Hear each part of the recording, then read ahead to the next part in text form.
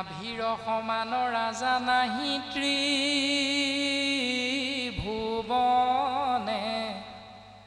যাহাৰ গৃহত হৰিজন মিল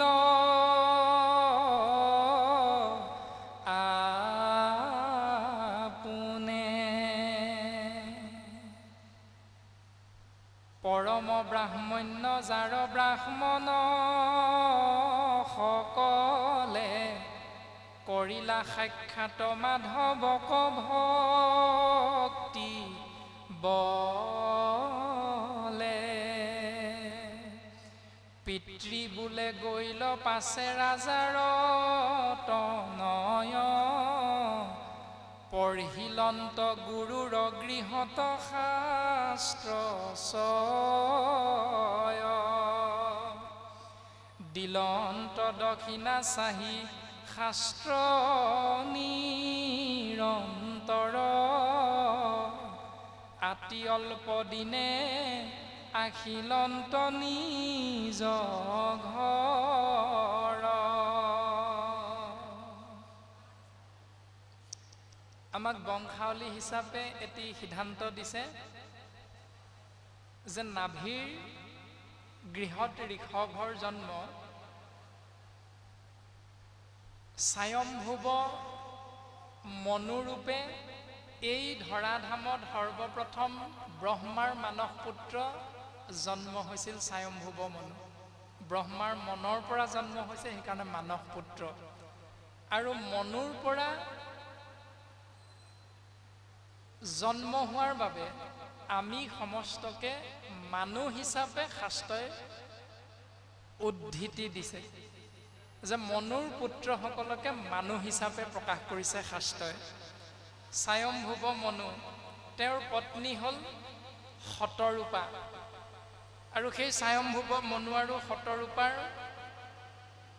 গৰ্ভত এগৰাকী কন্যাৰ জন্ম হৈছে সেই কন্যাগৰাকীৰ নাম হ'ল দেৱহূতি এনেধৰণে বংশ পৰিচয় আগবঢ়াই আনিছে আৰু তাৰ পাছত বৰ্তমান আমাক প্ৰকাশ কৰিছে যে নাভি ৰজাৰ গৃহত ভগৱন্ত পুৰুষে ঋষভ ৰূপে জন্মগ্ৰহণ কৰিলে আৰু ঋষভ ৰূপে জন্মগ্ৰহণ কৰি গুৰু হিচাপে ব্ৰাহ্মণসকলৰ ওচৰত শিক্ষা গ্ৰহণ কৰাৰ পাছত পুনশ্চ তেওঁ গৃহলৈ উভতি আহিছে আৰু গৃহলৈ উভতি অহাৰ পাছত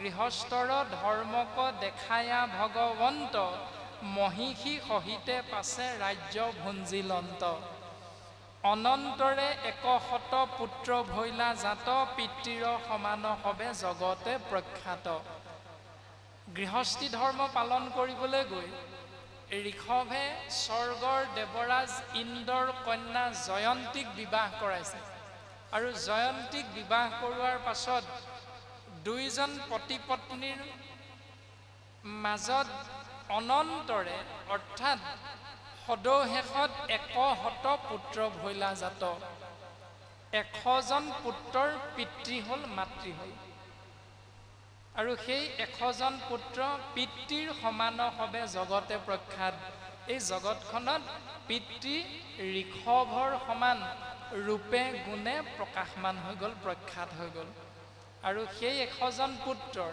প্ৰথমজন পুত্ৰৰ নাম কি আমাক পদে কৈছে জ্যেষ্ঠ ভৈলা ভৰত গুণত অনুপাম আজিও ভাৰত বৰ্ষ কহে যাৰ নাম আমাৰ দেশখনৰ নাম কি ভাৰতবৰ্ষ এতিয়া ভাৰতবৰ্ষ নামটো ক'ৰ পৰা আহিল ভাগৱত শাস্ত্ৰই সুন্দৰভাৱে দৰ্শন দিলে যে ঋষভ ৰূপে ভগৱন্তই নাভি ৰজাৰ গৃহত জন্মগ্ৰহণ কৰি ইন্দ্ৰৰ কন্যা জয়ন্তীক বিয়া কৰাই 100জন পুত্ৰৰ পিতৃ হ'ল আৰু 100জন পুত্ৰৰ প্ৰথমজন পুত্ৰৰ নাম হ'ল ভৰত আৰু সেই ভৰতৰ নাম অনুসৰি আমি বসবাস কৰি থকা বৰ্তমান আমাৰ দেশখনৰ নাম হ'ল ভাৰতবৰ্ষ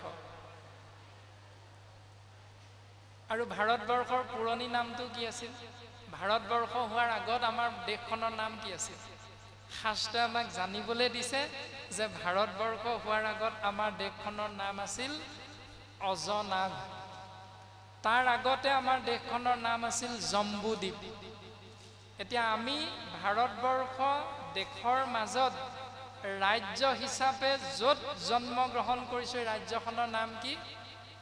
অসম। অসমৰ পৌৰাণিক নামটো কি? প্ৰাগজ্যোতিষপুৰ। তাৰ আগত কি? কামৰূপ। গতিকে এইটো ইতিহাস আছে, শাস্ত্ৰই আমাক সুন্দৰভাৱে সিদ্ধান্ত দিছে। এতিয়া প্ৰাগজ্যোতিষপুৰৰ ৰজা কোন আছিল? নৰকাসুৰ।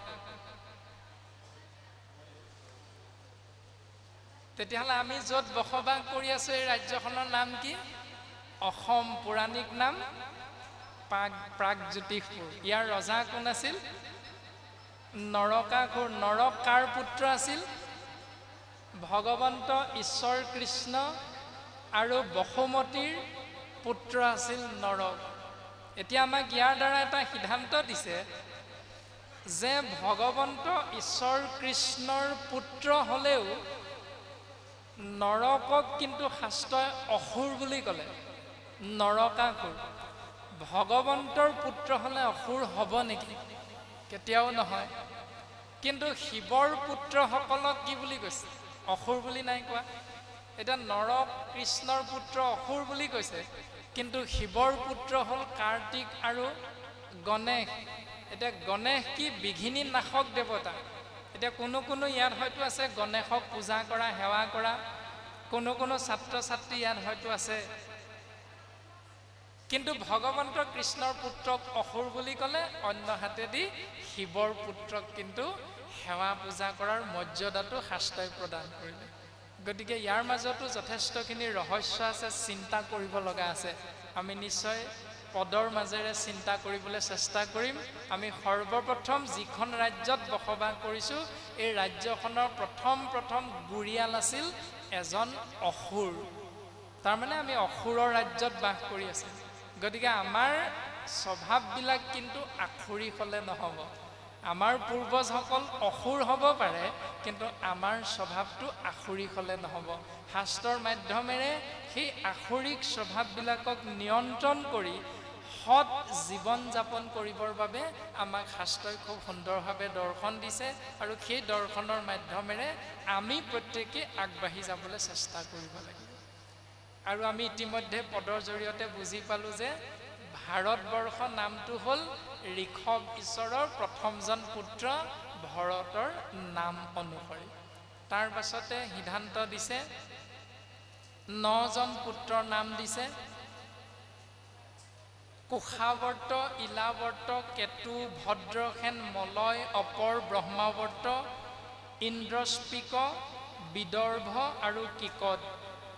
এই 9জনে উত্তৰাধিকাৰী সূত্ৰে ঋষভৰ পৰা 9খন ৰাজ্য বিচাৰিলে, আৰু 9খন ৰাজ্যত শাসনকৰ্তা হিচাপে অধিষ্ঠিত হৈ প্ৰজা পালন কৰি সুখেৰে জীৱন যাপন কৰিলে।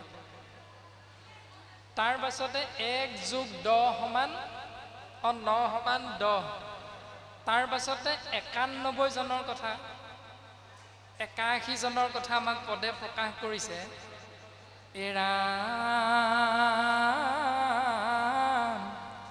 ইন্দ্ৰস্পিক আৰু বিদৰ্ভ,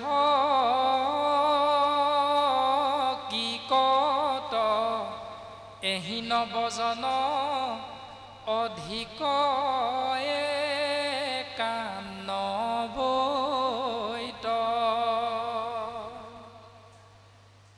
এনেধৰণে 1 + 9 + 81 = 91 জন। আৰু সেই 81 জনৰ সিদ্ধান্ত দিছে। প্ৰায় দ্বিজ বুলি কোৱা হৈছে, কিন্তু ব্ৰাহ্মণ হ'ব নোৱাৰিলে। তেওঁলোকে কৰ্মকাণ্ড প্ৰৱৰ্তন কৰি সেইটোকে জীৱিকা হিচাপে লৈ, বৃত্তি হিচাপে লৈ এই সংসাৰখনত সুখেৰে জীৱন অতিবাহিত কৰিলে। আৰু 100ৰ পৰা 91 বিয়োগ কৰি দিলে, থাকিল 9জন। আৰু সেই 9জনৰ নাম কৈছে এই ৰামে কবি সবি অন্তৰিক্ষ প্ৰবুদ্ধয় পৰ, পিপলায়ন আবিৰ সূত্ৰৰ অনন্তৰ, দ্ৰবিড় সমস কৰ ভাজন কনিষ্ঠ নৱজন সিদ্ধ ভৈলা পৰম বিশিষ্ট। তাৰ পাছত 9জনৰ নামটো দিছে কবি সবি অন্তৰিক্ষ প্ৰবুদ্ধ প্ৰিপলায়ন আবিৰ্ভূত দ্ৰবিড় সমস কৰভাজন।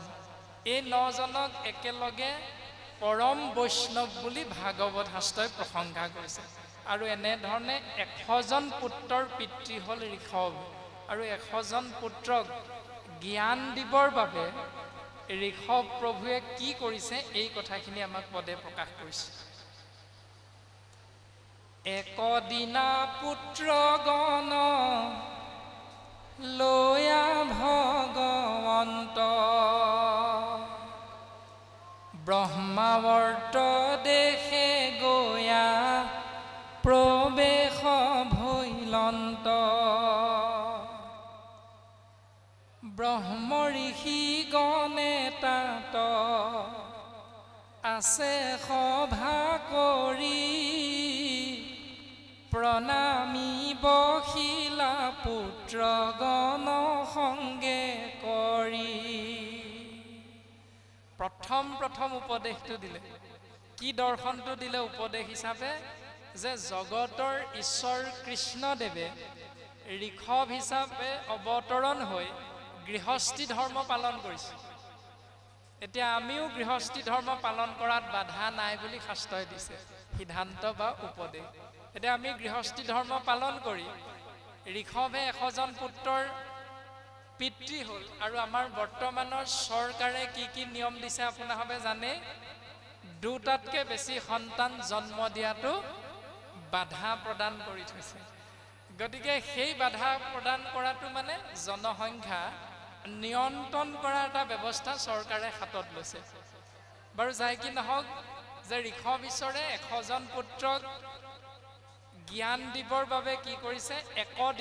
এদিনাখন পুত্ৰগণ পুত্ৰসকলক লয়া ভগৱন্ত লগত লৈ ভগৱন্ত ঋষভে ব্ৰহ্মাৱৰ্ত দেশে গয়া প্ৰৱেশ ভৈলন্ত। ব্ৰহ্মাৱৰ্ত নামে এক পবিত্ৰ পুণ্য ধামত গৈ উপস্থিত হ'ল। আজি যি ধৰণে আমাৰ পিতৃ মাতৃয়ে জ্ঞান লাভৰ বাবে আমাৰ সৌহৃদ অনুজসকলক ছাত্ৰ ছাত্ৰী হিচাপে এই মৰাণ কলেজ জুনিয়ৰ কলেজত নামটো লগাই দিছে, এনেকুৱা বিদ্যালয় কলেজ মহাবিদ্যালয় আমাৰ ওচৰত নাই নেকি? আছে। তথাপিতো আমি ডিব্ৰুগড়ৰ পৰা তিনিচুকীয়াৰ পৰা পূব পশ্চিম উত্তৰ দক্ষিণ বিভিন্ন দিশৰ পৰা বিভিন্ন ঠাইৰ পৰা আহি এই কলেজ ভাগিত আমি নামটো লগাই ল'লোঁ। কিয়? কাৰণ আমাৰ মনেৰে ভাবিলে যে এই কলেজখনত মই বিচৰা বস্তুটো পাম, এই ভাৱনাটো আমাৰ আহি গ'ল। কিন্তু এই ভাৱনাটো অহাৰ লগে লগে আমি এটা কথা সদায় গুৰুত্ব দিব লাগিব।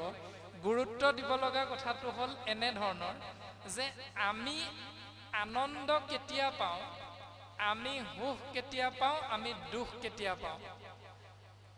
এইটো যদি ভাবোঁ তেতিয়াহ'লে আমি 2টা উত্তৰ পাম।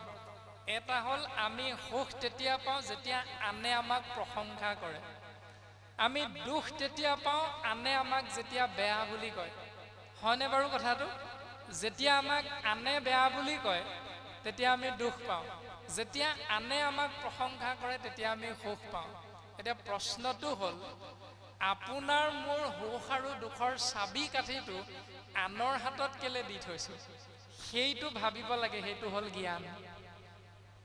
মোক কোনোবাই বেয়া বুলি ক'লে মই দুখ পাম, তাৰমানে মোৰ দুখৰ চাবিটো আৰু কাঠিটো মই আনৰ হাতত দি থৈছোঁ। কি প্ৰয়োজন আছে আনক মই দি থ'বলৈ? মই সুখ পাম নিজে যি কৰিম। হৃদিস্থিত শুয়া স্বামী যেন কৰাই বাহা তুমি হৃষিকেশ কৰিব তেনেয়।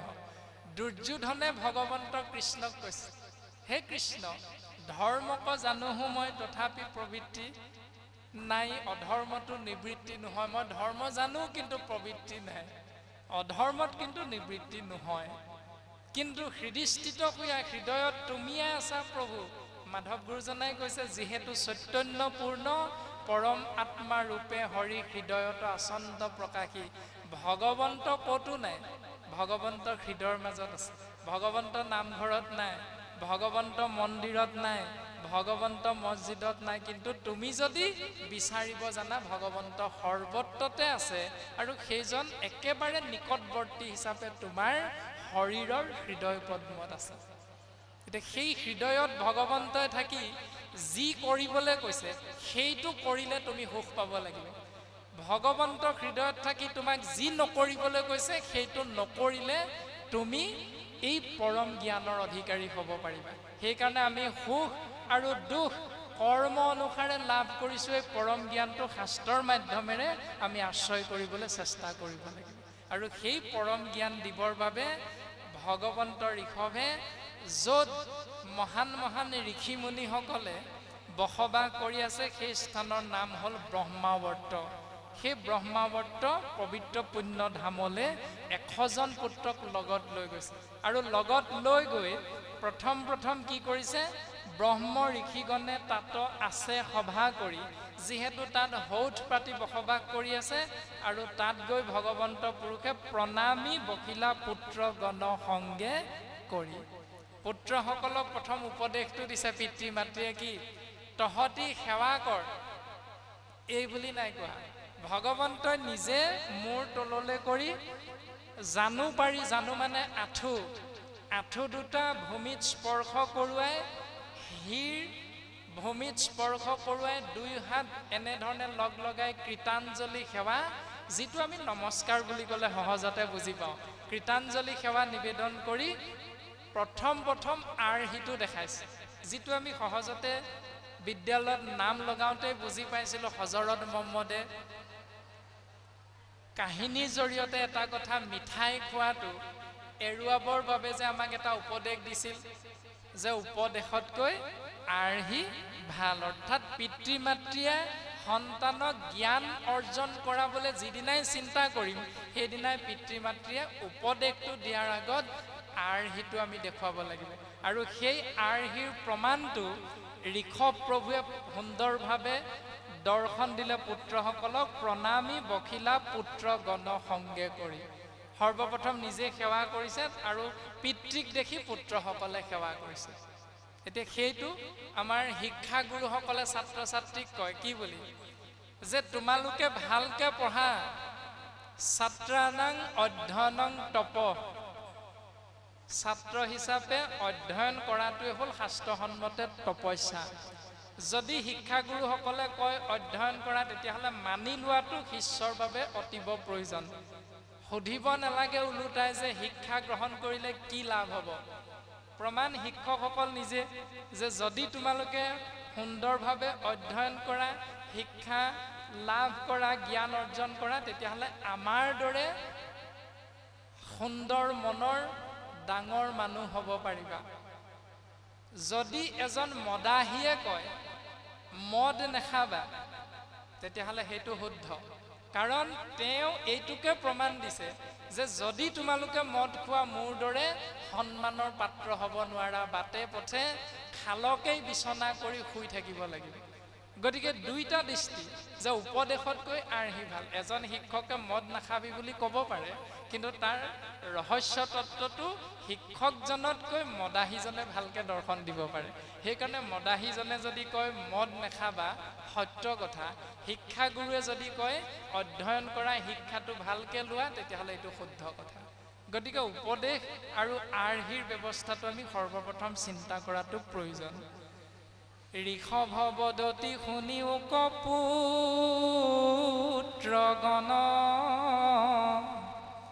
কহিব তোমাত আজি কথা বিতোপন।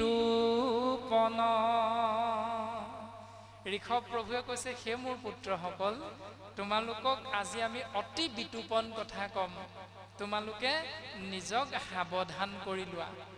সৰ্বপ্ৰথম ক'লে, মনুষ্য শৰীৰ জানা মুকুতিৰ দ্বাৰ, বিষয় সুখত তাকে নকৰিও নাৰ। শোকৰৰো আছে বিষয়ৰ ভোগজত, বিস্তাৰ ভোজনে শোকৰীৰ সম্ভোগত। মনুষ্য শৰীৰটো জীৱৰ বাবে মুকুতিৰ একমাত্ৰ পাত্ৰ এই মনুষ্য শৰীৰটো। গতিকে মনুষ্য শৰীৰটো মুকুতিৰ যেতিয়া পাত্ৰ বুলি শাস্ত্ৰই কৈছে, বিষয় সুখত সোমাই ইয়াক নৰকৰ পাত্ৰলৈ তোমালোকে ৰূপান্তৰিত কৰি নলবা। এই বুলি সৰ্বপ্ৰথম উপদেশ দি এটা উদাহৰণ দিলে যে শুকৰীৰো আছে বিষয়ৰ ভোগ যত, বিস্তাৰ ভোজনে শুকৰীৰ সম্ভোগত। আমি শুকৰ বা শুকৰী যিয়ে নকওঁ, কিন্তু আমি বুজি পাওঁ যে গাহৰি যিটো স্বভাৱ, সেই স্বভাৱটো আমি সকলোৱে কম বেছি পৰিমাণে পৰিচিত। যে গাহৰিক যি স্থানত বান্ধি দিয়া যায়, সেই স্থানতে মল মূত্ৰ ত্যাগ কৰি তাতেই মুখেৰে খুচৰি খুচৰি পোক পৰুৱা আহাৰ হিচাপে গ্ৰহণ কৰে। এতিয়া সেই স্বভাৱটো আমাৰ লগত আছে নেকি? সেইটো আমি চিন্তা কৰাটো মনুষ্যৰ বাবে আমাৰ অতীৱ প্ৰয়োজন। যদি সেই স্বভাৱটো আছে, তেতিয়াহ'লে কলেজ পৰ্যায়ত আমি শিক্ষা গ্ৰহণ কৰাৰ পাছতো আমাৰ যদি স্বভাৱৰ পৰিৱৰ্তন নহয়, মনৰ ভাৱনাৰ যদি শুদ্ধতা নাহে, তেতিয়াহ'লে আমাৰ জ্ঞান লাভ কিন্তু নাই হোৱা। যিটো বিষয়বস্তু জানিবৰ বাবে আমি যদি চিন্তা কৰোঁ, তেতিয়াহ'লে পৃথিৱীৰ শ্ৰেষ্ঠ মনুষ্য বুলি ক'লে আমি এজনৰ নামেই বুজি পাওঁ। সেই মনুষ্যজনৰ নাম হ'ল ছক্ৰেটিছ, এজন দাৰ্শনিক। পৃথিৱীৰ শ্ৰেষ্ঠ মানৱ হ'ল ছক্ৰেটিছ। কিয় হ'ল? সেই কিয়ৰ প্ৰশ্নৰ উত্তৰটো আমি জানিবলৈ চেষ্টা কৰাটোৱে প্ৰয়োজন। যে ছক্ৰেটিছ জন্ম হৈছিল গ্ৰীচ দেশত, আৰু গ্ৰীচ দেশত যি সময়ত ছক্ৰেটিছৰ জন্ম হৈছিল, সেই সময়ত গ্ৰীচ দেশত এটা মন্দিৰ আছিল, যিটো মন্দিৰৰ নাম আছিল ডেলফিৰ মন্দিৰ। আৰু সেই ডেলফিৰ মন্দিৰটোৰ বিশেষত্ব আছিল, আমাৰ যেনেকৈ সাম্প্ৰতিক সময়ত অগ্নিনাভ মন্দিৰ নাজিৰাৰ ফালে আছে, আপোনালোকে শুনিছে নহয়?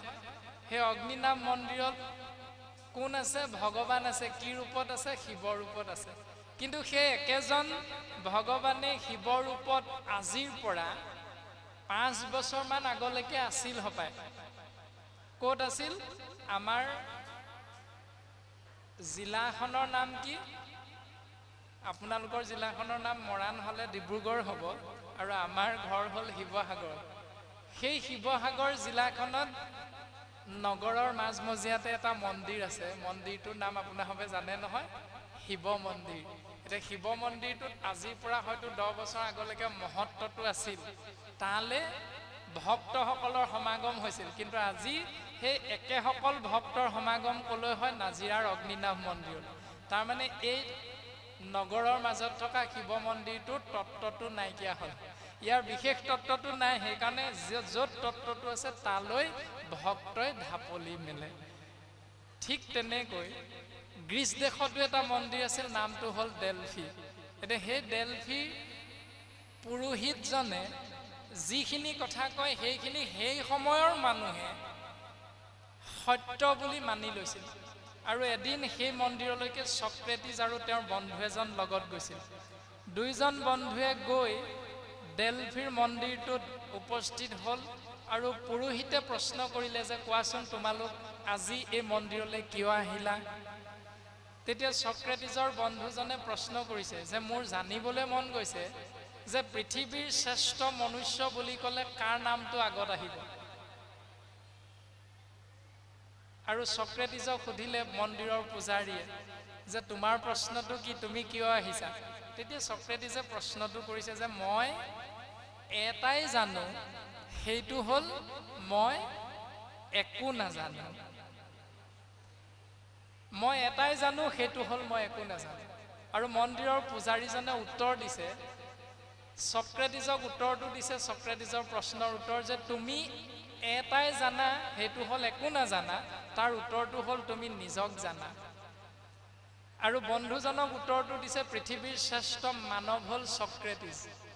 দুইজনে প্ৰশ্নৰ উত্তৰ পাই ঘূৰি আহিল, আৰু ঘূৰি আহি ছক্ৰেটিছৰ বন্ধুজনে গাঁৱে ভূঞে চহৰে নগৰে য'তেই নাযাওক প্ৰত্যেকতে প্ৰচাৰ কৰিবলৈ লাগি গ'ল যে পৃথিৱীৰ শ্ৰেষ্ঠ মানৱ কোন জানা নাই? বোলে কোন? ছক্ৰেটিছ মোৰ বন্ধু। সেই বন্ধুজনে সিমানতেই নিজৰ চিন্তাটো সামৰি দিলে যে কোনোবা এজনে কৈ দিলে যে পৃথিৱীৰ শ্ৰেষ্ঠ মানৱ ছক্ৰেটিছ, সেইটোকে ভাটৌ চৰাইৰ দৰে মুখস্থ কৰি সমস্ততে গাবলৈ লাগি গ'ল পৃথিৱীৰ শ্ৰেষ্ঠ মানৱ ছক্ৰেটিছ। আৰু ছক্ৰেটিছে উভতি আহি বন্ধুজনৰ লগ এৰি তেওঁ যি স্থানলৈকে নাযাওক এটাই ভাৱনা, অৰ্থাৎ ভাবুকং গেৱং, ভাবিবলৈ লাগি গ'ল মই একো নাজানো। অৰ্থচ ডেলফিৰ পুৰোহিতে মোকেই শ্ৰেষ্ঠ মানৱ বুলি ক'লে। কিয় ক'লে? এই কিয় প্ৰশ্নৰ উত্তৰ ভাবিবলৈ লাগি গ'ল। আৰু সেইকাৰণে তেওঁ যি স্থানলৈকে নাযাওক, যি মেল মিটিঙলৈকে নাযাওক, সভা সমিতিলৈকে নাযাওক, যিমান ডাঙৰ ডাঙৰ ভাষণ দিলেও যিসকলে ভাষণ দিয়ে তেওঁলোকক ছক্ৰেটিছে এটাই প্ৰশ্ন কৰে যে ডাঙৰীয়া, আপুনি যে ক'লে মানুহৰ গাত মানৱীয়তা গুণ থাকিব লাগে, মানুহ অমায়িক হ'ব লাগে, মানুহ ভদ্ৰ হ'ব লাগে। ভদ্ৰ কাক বোলে? অমায়িক কাক বোলে? মানৱতা কাক বোলে? প্ৰত্যেকটো প্ৰশ্ন উপৰ্যুপৰি প্ৰত্যেকজন ব্যক্তিকে ছক্ৰেটিছে সেইদিনাৰ পৰা কৰিবলৈ লাগি গ'ল। আৰু সেইটোকে আমি বুজি পাওঁ যে যি সময়ত মনুষ্যৰ দৰ্শন আছিল গ্ৰহ নক্ষত্ৰৰ ওপৰত, যে সূৰ্য পৃথিৱীৰ চাৰিওফালে ঘূৰে নে পৃথিৱীহে সূৰ্যৰ চাৰিওফালে ঘূৰে, সেইটোক লৈ সেই সময়ত চৰ্চা হৈ আছিল। আৰু ছক্ৰেটিছেই একমাত্ৰ মহামানৱ যিজনে মানৱৰ দৰ্শনটো গ্ৰহ নক্ষত্ৰৰ পৰা পৃথিৱীলৈ নমাই আনিলে। এক নম্বৰ মনুষ্য। গতিকে শাস্ত্ৰৰ মাধ্যমেৰে আমাক গোটেইখিনি দৰ্শন দিছে যে মনুষ্য শৰীৰ জানা মুকুতিৰ দ্বাৰ। এই মনুষ্য শৰীৰতে তুমি ভাৱনাযুক্ত হৈ জীৱাত্মাই যি কৰিবা কৰ্মৰ ফল তুমি লাভ কৰিবা। গুৰুজনাই সেই দৰ্শনটোকে দিছে। যি ধৰণে গাহৰি নামৰ প্ৰাণীটোৱে যি স্বভাৱযুক্ত হৈ এই সংসাৰত কৰ্ম কৰে গাহৰিয়ে সেই ফল পাব, ঠিক তেনেকৈ আমিও মনুষ্য শৰীৰটো জীৱাত্মা সোমাই যদি তেনেকুৱা লেতেৰা স্থানত গৈ আশ্ৰয় কৰাৰ দৰ্শনটো আমাৰ লগত থাকে, তেতিয়াহ'লে আমি পাছৰ জন্মত সেই জীৱ হিচাপে অৱতৰণ কৰি দুখ ভোগ কৰিবলৈ আমি পাম। এই সিদ্ধান্তটো শাস্ত্ৰই আমাক দিছে। এৰা বিষ্ঠাতুল্য বিষয় কয়েতেকে তেজীবা দিব্য তপ কৰি সবে হৰিক ভজিবা। বিষ্ঠাতুল্য বিষয় বুলি কৈছে। আমাৰ বিষয়খন বিষ্ঠাতুল্য কৰি নল'বলৈ কৈছে। এতিয়া সেই বিষ্ঠাতুল্য বিষয়লৈ আমি যদি লৈ যাওঁ তেতিয়াহ'লে আমাৰ জীৱন ধৰাৰ সাৰ্থকতাটো নাথাকিব। আমি অকণমান আগত এটা কথা কোৱা হৈছিল যে ভগৱন্ত কৃষ্ণৰ পুত্ৰক অসুৰ বুলি কোৱা হৈছে। তাৰ কাৰণটো কি? কাৰণটো হ'ল ভগৱন্ত পুৰুষে যেতিয়া এই সংসাৰত দুষ্টক দমন আৰু সন্তক পালনৰ অৰ্থে অৱতৰণ হৈছিলে বৰাহ ৰূপে অৱতৰণ হৈ কাক বধ কৰিছিল? আদি দৈত্য হিৰণ্যকশিপুৰৰ ভাতৃ হিৰণ্যাক্ষক। কিয় বধ কৰিছিল? কাৰণ হিৰণ্যাক্ষই অহংকাৰ আৰু বলত মদমত্ত হৈ পৃথিৱীৰ উৰ্বৰতা শক্তিটো ৰসাতলত নি লুকুৱাই ৰাখিছিল। আৰু সেই সময়খিনিত পৃথিৱীত শস্য মৎস্য আদি একোবিলাকৰে সুন্দৰভাৱে প্ৰকাশমান হোৱা নাছিল, কাৰণ উৰ্বৰতা শক্তিটো নাইকিয়া হৈছিল। আৰু ভগৱন্ত পুৰুষে ভক্তৰ মনোবাঞ্ছা পূৰণৰ অৰ্থে ভক্তক ৰক্ষাৰ হেতু বৰাহ ৰূপে অৱতাৰ ধাৰণ কৰি পৃথিৱীক উদ্ধাৰ কৰিছিল দুষ্ট হিৰণ্যাক্ষক নিপাত কৰি। আৰু তেতিয়া পৃথিৱী কি আছিল? অসুচি হৈ আছিল, ৰজস্বলা আছিল। ৰজস্বলা মানে আমাৰ সাম্প্ৰতিক সময়ৰ ছবিখন আমি সকলোৱে বুজি পাওঁ যে এগৰাকী কন্যা এই সংসাৰত পুষ্পিতা হয় এটা নিৰ্দিষ্ট বয়সত, আৰু পুষ্পিতা হোৱাৰ লগে লগে এগৰাকী কন্যা প্ৰত্যেক মাহে মাহে মাহেকীয়া হৈ থাকে, যিটো ৰজস্বলা বুলি কোৱা হৈছে, যিটো ঋতুমতী হোৱা বুলি কোৱা হৈছে শাস্ত্ৰসন্মতে। গতিকে পৃথিৱীও সেই সময়ত তেনেকুৱা এটা অৱস্থাত আছিল বুলি শাস্ত্ৰসন্মতে আমাক সিদ্ধান্ত দিছে। এতিয়া আমি চিন্তা কৰিম যে সেই সময়ত বৰাহৰূপী ভগৱন্তৰ লগত বসুমতী মাতৃৰ মিলন হৈছিল। মিলন হোৱাৰ ফলত এটি সন্তানৰ জন্ম হ'ল আৰু সেই সন্তানটো সেই সময়ত জন্ম হোৱাৰ বাবে তাৰ নাম ৰখা হ'ল নৰক যোগ অসুৰ সমান নৰকাসুৰ। এতিয়া আমাৰো যদি ছাত্ৰ ছাত্ৰীসকলে পৈণত অৱস্থা হোৱাৰ পাছত বিবাহ পাশত আবদ্ধ হৈ গৃহস্থী ধৰ্ম পালন কৰোঁ, তেতিয়াহ'লে সেই সময়খিনি শাস্ত্ৰসন্মতে আমাক এৰাই চলিবৰ বাবে শাস্ত্ৰই উপদেশ দিছে। যদি সেইখিনি সময়তো আমি কামনা বাসনাযুক্ত হৈ নিজৰ পত্নীৰ লগত আসুৰিক স্বভাৱ যদি চৰিতাৰ্থ পূৰণ কৰিবলৈ গৈ সন্তান জন্ম দিয়াৰ দৰে এটা জঘন্য কৰ্ম কৰোঁ, তেতিয়াহ'লে আমাৰ সন্তানবিলাককে শাস্ত্ৰই অসুৰ সন্তান বুলি সিদ্ধান্ত দিছে। সেইখিনি আমি চিন্তা কৰাটো অতিব প্ৰয়োজন। শাস্ত্ৰই এনেকৈ সিদ্ধান্ত দিছে। দ্বিতীয় সিদ্ধান্তটো আমি চিন্তা কৰিলে উত্তৰ পাম যে বৈকুণ্ঠত দুৱৰী হিচাপে আছিল দুজন পাৰিষদ, নাম হ'ল জয় আৰু বিজয়। নামঘৰৰ মণিকূটৰ সন্মুখত দুভাগ মূৰ্তি আপোনাৰভাৱে দেখিছে, জয় বিজয় মূৰ্তি।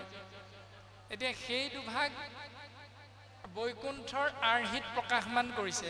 সেই জয় বিজয়ে বৈকুণ্ঠত থাকিও ব্ৰহ্মাৰ মানস পুত্ৰ চাৰি সিদ্ধক অপমান কৰিছিল, বেতেৰে আঘাত কৰিছিল আৰু সেইকাৰণে তেওঁলোকে অভিশাপত অভিশাপিত হ'ব লগা হ'ল। বৈকুণ্ঠ শব্দৰ অৰ্থ আপোনাৰভাৱে জানে, বৈ মানে ন, যোগ কুণ্ঠ সমান বৈকুণ্ঠ, অৰ্থাৎ যি স্থানত জীৱই ভয় কৰিবলৈ কোনো প্ৰয়োজন নাই, সেই স্থানৰ নামেই হ'ল বৈকুণ্ঠ। এতিয়া সেই স্থানত দুজন দুৱৰী আছিল পাৰিষদ, নাম হ'ল জয় আৰু বিজয়। বৈকুণ্ঠত থাকি কি কৰিলে? ভক্তক অপমান কৰিলে, বেতেৰে আঘাত কৰিলে। ঠিক তেনেকৈ আমিও যদি জ্ঞান অৰ্জন কৰিবলৈ পিতৃ মাতৃৰ নিৰ্দেশ পালন কৰি বিদ্যালয়ত নামটো লগাই লওঁ, তেতিয়াহ'লে আমাৰ শিক্ষাগুৰুসকলক যদি আমি অপমান কৰোঁ সন্মানৰ বিপৰীতে, তেতিয়াহ'লে আমাৰো অৱস্থা তেনেকুৱাই হ'ব। কেনেকুৱা হ'ব? জয় বিজয় বৈকুণ্ঠত থাকিও বৈকুণ্ঠৰ পৰা নৰকলে নামি আহিব লগা হ'ল, অভিশাপ গাত পাতি ল'ব লগা হ'ল। এতিয়া অলপ দিনতে আপোনাৰভাৱে বাতৰিত নিশ্চয় পাইছিলে যে কোনোবা এজন ছাত্ৰই এজন শিক্ষকক চুৰিৰে আঘাত কৰি হত্যা কৰিলে। নিশ্চয় আপোনাৰভাৱে জানে। সেইটো ব্যৱস্থালৈ যে গৈছেগৈ আমাৰ সমাজখন কিয়? কাৰণ আমি আধ্যাত্মিক চিন্তাৰ মাজেৰে জীৱনটো আগবঢ়াই নিবলৈ চেষ্টা নকৰাটোৱে হ'ল এই ব্যৱস্থাটো। বৈকুণ্ঠত থাকিও জয় বিজয়ে যি ধৰণে নৰকলে খহি পৰিব লগা হ'ল, ঠিক তেনেধৰণে গুৰুৰ উপদেশ আশ্ৰয় নকৰি তাৰ বিপৰীত নিয়মটো যদি আমি পালন কৰোঁ, তেতিয়াহ'লে গুৰুদ্ৰোহী অপৰাধত আমি পৰিম। সেইকাৰণে আমি যিমানেই উচ্চ পদবীধাৰী বৃত্তিত আশ্ৰয় নকৰোঁ কিয়, যদি গুৰুৰ কৃপা আমাৰ শিৰত বৰিখন নহয়, তেতিয়াহ'লে জীৱন বৃথা বুলি সিদ্ধান্ত দিছে। ধ্যানং মূলং গুৰু মূৰ্তি, ধ্যান কৰিবলৈ কৈছে গুৰুৰ ৰূপটো। তাৰ পাছত পূজা মূলং গুৰুৰ চৰণ, আমাক পূজা কৰিবলৈ কৈছে গুৰুৰ চৰণত। মন্ত্ৰ মূলং গুৰুৰ বাক্যং, মন্ত্ৰ উচ্চাৰণ কৰিবলৈ কৈছে গুৰুৱে আমাক যিখিনি শিকাইছে। মুখ্য মূলং গুৰু পদ সেৱন, মুখ্য মূলং যে মুখ্য প্ৰাপ্তি জীৱই তেতিয়াহে লাভ কৰিব যেতিয়াই গুৰুৰ চৰণত সদা সৰ্বদা সেৱা কৰি থাকিব। আৰু সেই গুৰু হিচাপে আমাক দৰ্শন কৰাইছে পৰম গুৰু শ্ৰীমন্ত শংকৰদেৱ। আৰু তাৰ প্ৰাক মুহূৰ্তত আমাক সিদ্ধান্ত দিছে যে জ্ঞান দিয়া শিক্ষাগুৰুসকল, তাৰো প্ৰাক মুহূৰ্তত আমাক সিদ্ধান্ত দিছে আদি গুৰু পিতৃ মাতৃ। গতিকে আদি গুৰু পিতৃ মাতৃ, তাৰ পাছতে আমাক শিক্ষা আৰু জ্ঞানেৰে পৰিপুষ্ট কৰি দিয়াসকলক শিক্ষাগুৰু বুলি কৈছে। তাৰ পাছত আমাক পৰম গুৰু হিচাপে দৰ্শন দিছে শংকৰদেৱ, যিজনক মাধৱ গুৰুজনাই দৰ্শন দিছে ত্ৰিভুৱন বন্দন দৈৱকী নন্দন জু হৰি মাৰল কংস জগজন তাৰণ দেৱ নাৰায়ণ শংকৰ তাকেৰি অংশ অৰ্থাৎ কৃষ্ণই হ'ল শংকৰ শংকৰে হ'ল কৃষ্ণ এই পৰম তত্ত্বটো আমাক দৰ্শন দিছে এনেকৈ ঋষভ প্ৰভুৱে পুত্ৰসকলক সৰ্বপ্ৰথম সিদ্ধান্ত দিছে তাৰ পাছত 25টা উপায়ৰ বিষয়ে প্ৰথম দিছে এৰা জিমতে গুচিব হেন মুখ্যয় অহংকাৰ 25 উপায় কহো শুনিও ক তাৰ আমাৰ মনৰ পৰা অহংকাৰ ভাৱনাটো আঁতৰ কৰিবৰ বাবে অসূয়া অপ্ৰীতিবিলাক আঁতৰ কৰিবৰ বাবে যিবিলাক উপায় দিছে সেই উপায়ৰ প্ৰথমটো হ'ল প্ৰথমতে পুত্ৰগণ আলাস এৰিবা শাস্ত্ৰচয় পঢ়ি হবে তত্ত্ব বিচাৰিবা হে মোৰ পুত্ৰসকল প্ৰথম এলাহটো ত্যাগ কৰিবা 2 নম্বৰতে শাস্ত্ৰ যদি পঢ়া তেতিয়াহ'লে তাৰ তত্ত্বটো বিচাৰিবা এতিয়া বিদ্যালয়ত নামটো লগালো কেলে লগালো 3জনী বাই ভনী আছে শিক্ষা বিদ্যা আৰু জ্ঞান এই 3জনী বাই ভনী কোন গৰাকী বাই ভনীক আমি আশ্ৰয় কৰি এই বিদ্যালয়ৰ পৰা ওলাই গুচি যাম হেতু হ'ল জ্ঞান সেই জ্ঞানক আমি আশ্ৰয় কৰিবলৈ আহিছিলো আৰু ইয়াৰ পৰা ওলাই যাম আমি সৎ কৰ্ম সৎ ভাৱনা কৰিম বুলি সেই যুক্ত হৈ আমি এই মন্দিৰৰ পৰা ওলাই যাম গতিকে শাস্ত্ৰ পঢ়ি আমাক তত্ত্ব বিচাৰ কৰিবলৈ গুৰুজনাই উপদেশ দিছে অৰ্থাৎ ঋষভ প্ৰভুৱে উপদেশ দিছে কিন্তু তাৰ আগত কি কৰিম প্ৰথমতে পুত্ৰগণ আলাস এৰিবা মহাত্মা গান্ধীয়েও কৈ থৈ গৈছে আপোনালোকে জানে যে যেই মুহূৰ্ততে টোপনি ধৰিব তেতিয়াই তোমালোকে শুই দিবা আৰু যেই মুহূৰ্ততে বিছনাত হাৰ পাবা তেতিয়াই তোমালোক উঠি দিবা এই দুটাৰ ভিতৰত আমি প্ৰথমটো বৰ ভাল পাওঁ যে যেই মুহূৰ্ততে টোপনি ধৰে জাতিৰ পিতা মহামানৱ মহাত্মা গান্ধীয়ে কৈছে আমি শুই দিওঁ মা অকণমান দেউতা অকণমান শুই লওঁ টোপনি ধৰিছে কিন্তু যেই মুহূৰ্ততে হাৰ পাওঁ সেই মুহূৰ্ততে উঠিবলৈ কিন্তু বৰ টান পাওঁ এটা মানুহ এটা নামানো কিন্তু শাস্ত্ৰই কৈছে প্ৰথমতে পুত্ৰগণ আলাস এৰিবা প্ৰথম সেই আলাহটো ত্যাগ কৰিবা তাৰ পাছত শাস্ত্ৰ পঢ়িবা তত্ত্ব বিচাৰ কৰিবা তাৰ পাছত ক'লে পুণ্য তীৰ্থ সেৱা কৰি শুইবা শুদ্ধ কায় আমাৰো ভক্তৰ সংগ নেৰিবা সদায় পুণ্য তীৰ্থ মানে কোনা কাশী গংগা গয়া বৃন্দাবন মথুৰা এইবিলাক নেকি নহয় পুণ্য তীৰ্থ মানে গুৰুজনে আমাক দৰ্শন দিছে ও তীৰ্থ ভ্ৰমিবলৈ যাবয়ে নালাগে নাই কতো পুণ্য ঠাই পিতৃ মাতৃৰ সেৱাই সৰ্বশ্ৰেষ্ঠ ধৰ্ম সেয়ে হ'ব বৈকুণ্ঠ তীৰ্থ ভ্ৰমিবলৈ যাবই নালাগে কিয় নালাগে ক'তো পুণ্য ঠাই নাই পুণ্য ঠাই এডোখৰে সেয়া হ'ল পিতৃ মাতৃৰ সেৱা কৰা বুলি কৈছে সেই পিতৃ মাতৃ পুণ্যস্থান সেৱা কৰাৰ মাধ্যমেৰে জীৱই নিজৰ কল্যাণ সাধন কৰিব পাৰে এতিয়া আমি সকলোৱে জানো যে আমাৰ প্ৰথম পঢ়াশালীখন কোনখন মাতৃৰ ৰান্ধনী ঘৰটো হ'ল প্ৰথম পঢ়াশালী আমাৰ প্ৰথম বিছনাখন কোনখন মাতৃৰ কোলা বা মাতৃৰ পিঠিখন হ'ল আমাৰ প্ৰথম বিছনাখন এনে ধৰণে বহুখিনি জ্ঞান আপোনালোকে জানেই আমি মাত্ৰ আংশিক চুই যোৱাহে হৈছে গতিকে পিতৃ মাতৃ পুণ্য তীৰ্থ যদি সেৱা কৰা তেতিয়াহ'লে তুমি শুদ্ধ হ'ব পাৰিবা এই সংসাৰৰ পৰা সুন্দৰভাৱে তৰি যাব পাৰিবা এই জ্ঞান আমাক শাস্ত্ৰই দিছে বিদ্যালয়ত আহি আমি এই জ্ঞান লাভ কৰি ইয়াৰ পৰা ওলাই গৈ আমি সেই মতেৰে আমাৰ জন্ম দিয়া মাতৃ আমাৰ জন্ম দিয়া পিতৃক সেৱা শুশ্ৰূষা কৰি দ্বিতীয়তে সিদ্ধান্ত দিলে আমাৰো ভক্তৰ সংগ নেৰিবা সদায়। সদায় এক ঈশ্বৰ ভগৱন্ত পুৰুষৰ গুণজক যিসকলে আশ্ৰয় কৰে সেইসকল ভকতৰ সেৱা কৰিবৰ বাবে সদায় নিজক প্ৰস্তুত কৰি ৰাখিবলৈ গুৰুজনে আমাক এনেকৈ উপদেশ ঋষভ প্ৰভুৱে 100জন পুত্ৰক যিখিনি সুন্দৰভাৱে উপদেশ প্ৰদান কৰিলে, কৃপালু গুৰুজন বস্তুও খুব সুন্দৰভাৱে আমাক এনেকৈ উপদেশ প্ৰদান কৰিছে, যিখিনি আমাক ভাৱনাৰ জৰিয়তেহে আমি শুদ্ধ হ'ব পাৰিম বুলি সিদ্ধান্ত দিছে। গতিকে আমাৰো জ্ঞান সীমিত, যি মহান দায়িত্ব অৰ্পণ কৰিছে ইমানৰ পাত্ৰ আমি মুঠেই নহয়, তথাপিতো আপোনাৰ মহামহন্তৰে আজ্ঞা আমি শিৰোগত কৰি এই মহান দায়িত্বভাগী পালন কৰা হৈছিল। কায় বাক্য মন অহমম ভাৱ জ্ঞাতে অজ্ঞাতে যি অপৰাধ ৰৈ গ'ল আপোনাভাৱে আমাক ক্ষমা দিব। সমস্তৰে আজ্ঞা শিৰোগত কৰি সমস্ত জীৱৰ কল্যাণৰ অৰ্থে ভগৱন্ত পুৰুষৰ দুখানি অভয় চৰণত পুনশ্চবাৰ ভক্তিৰ সেৱাভাগী অৰ্পণ কৰি আজিৰ এই মহান অনুষ্ঠানভাগী সময়ৰ প্ৰতি লক্ষ্য ৰাখি ইমানতে বিৰাম দিয়া হৈছে বুলি আমি সেৱাভাগী নিবেদন কৰা হৈছে। কৃষ্ণ